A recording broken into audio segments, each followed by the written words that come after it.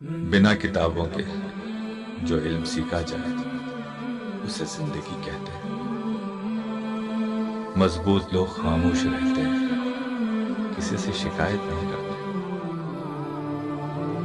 صبر ایک فن ہے، ہر کوئی فنکار نہیں۔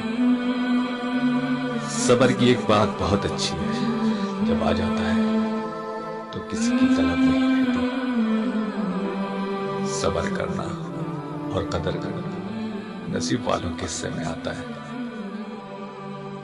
جب زمین تمہیں تنگ لگنے لگے تو آسمان کی جانب دیکھنا، نم آنکھوں سے مسکرانا اور کہنا، اچھا تو ایسے راضی، میں بھی ایسے راضی۔